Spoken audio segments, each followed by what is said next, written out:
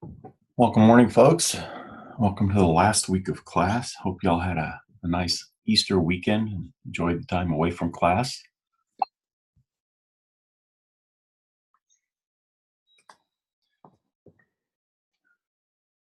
As we head into this last week, you've got journal assignment due tomorrow, your final journal assignment, and then obviously the big paper due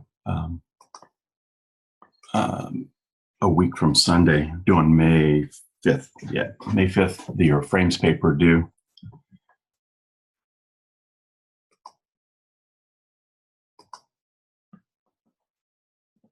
Sorry, just adjusting a few things. So I really want to spend some time talking about the frames paper this morning. There are 4 parts to it. And you'll need to cover each part.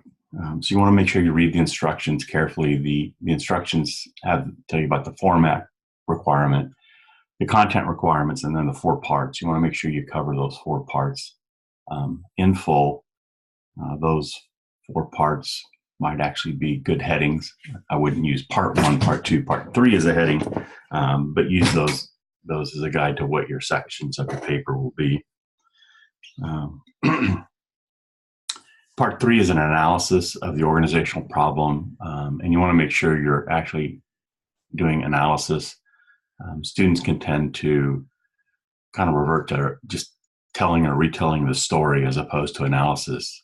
You set up your problem in the first 2 parts, and tell your reader what you're writing about, what the situation is. So when you get to part 3, you're just really analyzing what the issues, what the problem is, and you're setting in a perspective of the framework organizational theory that you're going to use to address the problem or the issue. So make sure it's analysis. That's the key point, because when you get to point 4, you want to present a new or different approach to what's going on, what you believe is causing the issue. So you need to do a fairly good analysis to really make that part 4 strong.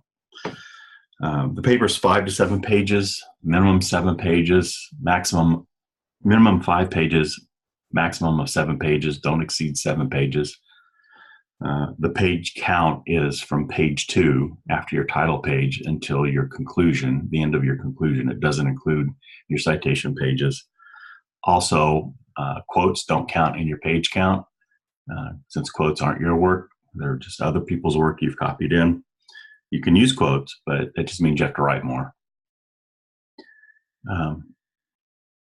So the best methodology is put it into your own words and cite it appropriately. We're really looking for your understanding and application of the things we've studied, and frankly, for that point, your cumulative studies in the program to date, because you're not just limited to what's going on in this class. Certainly, I think most of you have had the introductory level leadership class where you use Nordhaus's book. Certainly, all that information, any other leadership classes you've had should help you with this paper, and certainly it'd be good to bring all that into play. But you want to put stuff in your own words. It shows you're assimilating and understanding the information as opposed to just copying what others have said.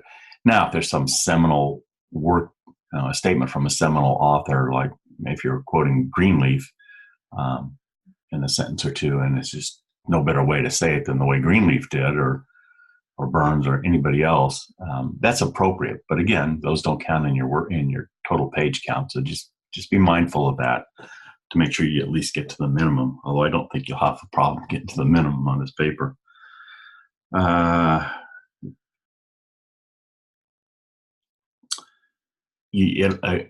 As all assignments are at St. Thomas, this will be run through Turnitin. So you'll want to be mindful of the similarity percentage. Your similarity percentage should be below 20%. If you're in the high teens, I'll look and see what's causing it, but it's rare that that it's anything that really can be considered plagiarism. If you're in the 20s, it gets iffy. There could be things in there that are causing it to come back at 25 or something percent that really is plagiarism, and that would be an issue. So be careful about that.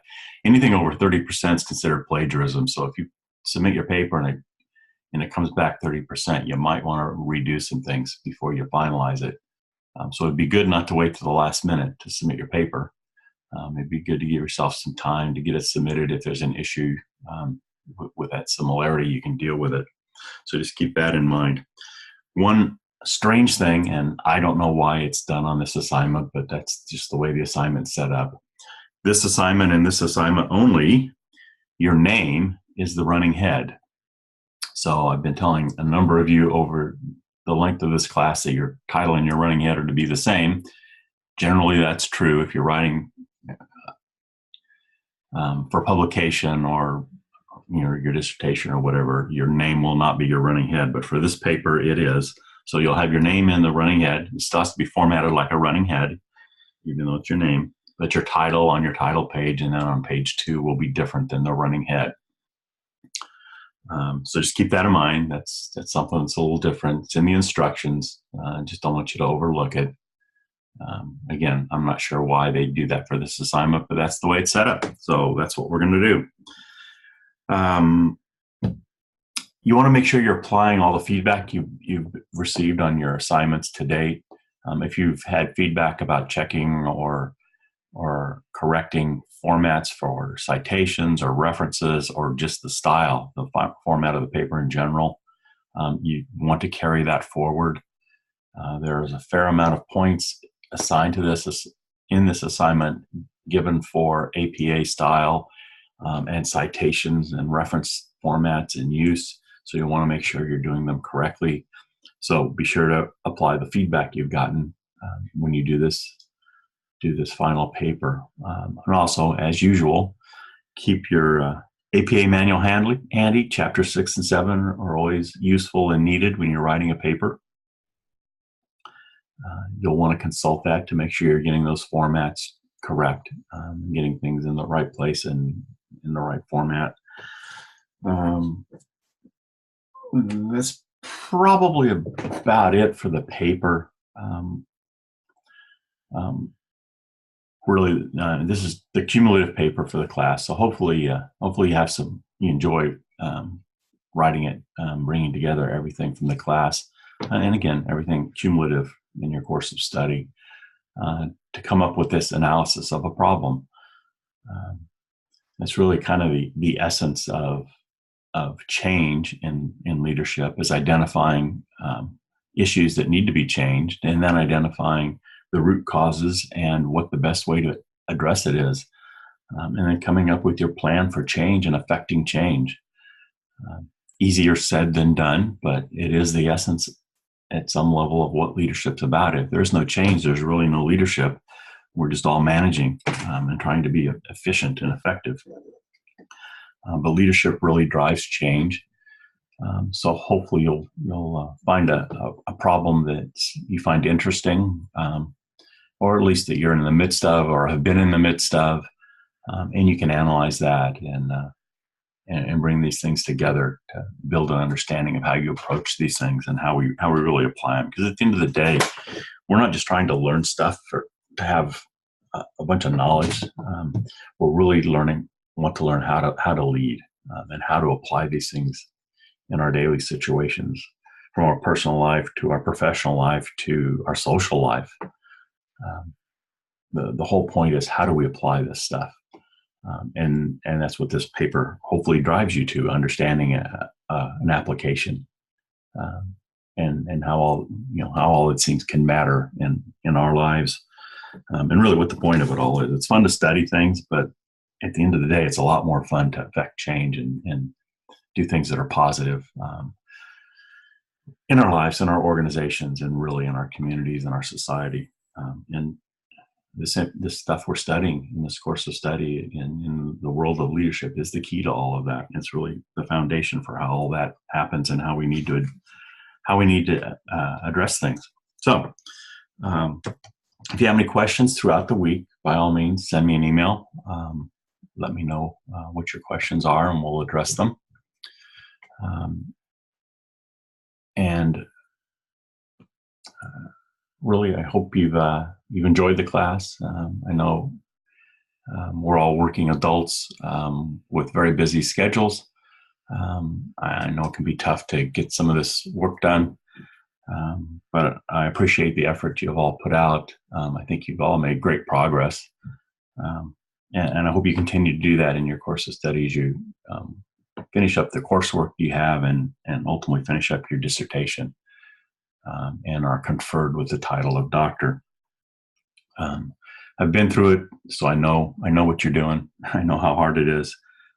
You got a life, you have to work, and now you have to do this stuff, and it can be quite demanding. But that's what makes it worthwhile. That's why it's somewhat prestigious to be called a doctor, an academic doctor, because you've gone through a rather rigorous process. And really, rigor is a key point in determining the value of doctoral work. And you'll find that out in your dissertation. Hopefully this class helps you with your dissertation, helps you with some of the basics of your dissertation, if not providing some subject matter or areas of thought that might go into your dissertation, regardless of whatever your whatever your topic is for your dissertation. So I wish you well. And again, you've got really a week to get your frames paper done. Please don't wait till the last minute. Work on it throughout the week. Hopefully you've done at least some work on it already. But work on it throughout the week. If you have questions that come up, please let me know. I'm looking forward to reading your papers. It's always fun for me to read it and see just how you've brought all this together and how you've built an understanding and start to begin to be able to apply it and really make some sense out of this area that we study. So I'll leave it at that. If there are any questions, let me know. And again, have a great week. Get your papers in on time. And good luck on whatever's next for you in your course of study.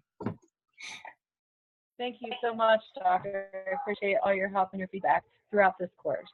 Oh, it's my pleasure. Like I said, for me, it's a lot of fun just to watch how people grow and develop and really start to grasp this and apply it. So good luck.